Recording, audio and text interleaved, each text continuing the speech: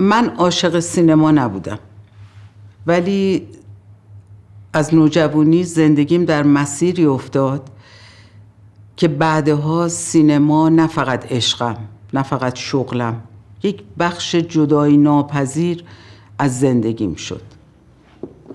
9 سالم بود پدرم فوت کرد.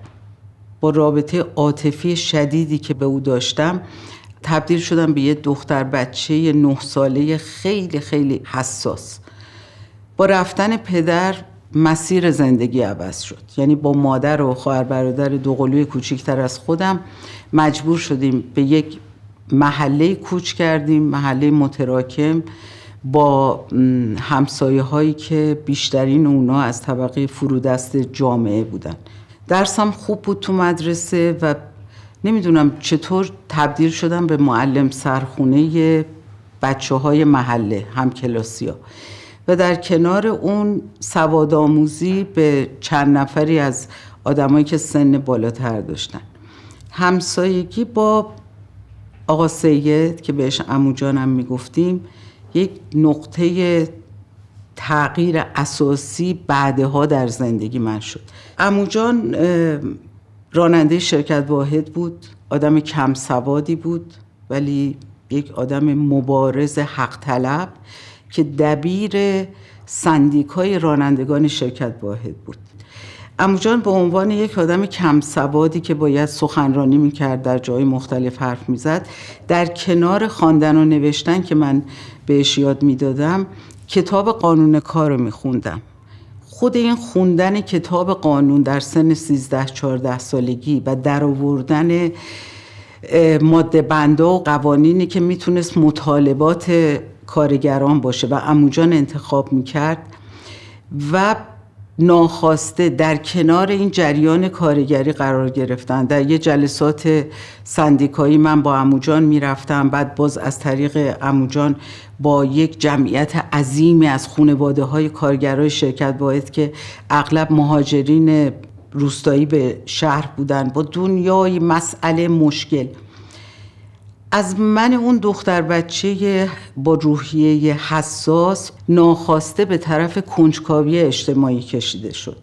یعنی نقطه توجه من به مواردی شد که طبیعتا من تو اون سن نباید به اونا نگاه میکردم. مثلا به تبعیض طبقاتی، فقر طبقاتی، بعد مطالباتی که به نظرم میومد حق این کارگراست، کمبودایی که داشتن. البته اینا بعدها برای من هر کدوم یک معنا و یک واژه تعریف شده پیدا کرد. در اون زمان فقط کنجکاوی بود، قصه خوردن بود و میل شدید به این که چی کار میتونم بکنم. این همراهی با عمو جان و این ارتباطات نهایتش رسید به جایی که راننده‌های شرکت واحد توسط ساواک دستگیر شدن و ترکشون دستگیری جوری به من دختر 15-16 سالم خورد که حالا جای داستانش اینجا نیست. ولی باز من هیچ مفهومی، هیچ تعریفی به عنوان قرار گرفتن مثلا در یک جریان سیاسی نداشتم.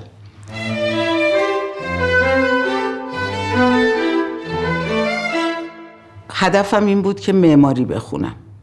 قبول شدم در دانشگاه رشته معماری و از همون ابتدا میخواستم به لحاظ مالی مستقل بشم و یک کم از باری که رو دوش مادر بود کم بکنم.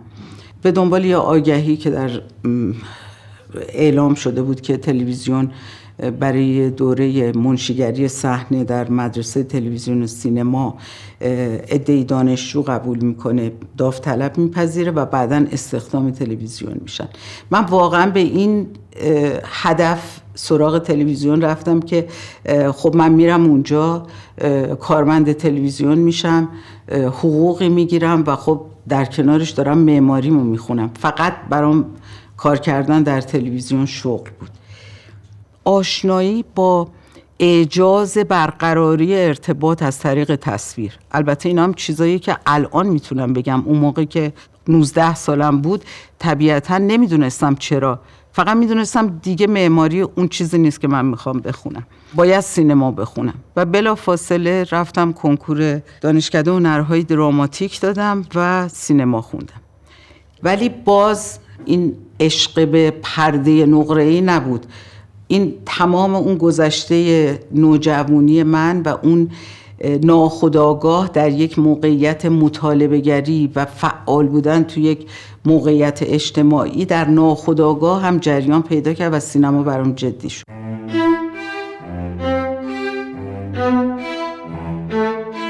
اون چه که بعدها تبدیل شد به این که من سینما رو فقط سینمای اجتماعی بشناسم. یه بخش مهمش مربوط به همه این پیش زمینه و این داستان بود. یک بخش مهمش تجربه شخصی خودم در گرفتن حضانت پسرم بعد از طلاق بود که یک چیزی حدود 3-4 سال در راهروهای وزارت دادگستری رفتن، نوشتن، فریاد زدن، فریادی که اصلا شنیده نمیشد و واقعا با گوشت و پوست و خونم اونجا فهمیدم که مادر بودن و مادر ایرانی بودن و زن ایرانی بودن میزان حقش از اون چه که باید بگیره و اون چیزی که براش پیش بینی شده ذره ناچیزی بیشتر نیست. همه اینا با هم جمع شد در کنار این که انقلاب اتفاق افتاد. من تازه درس هم تموم شده بود و اومده بودم به گروه فیلمسازان تلویزیون.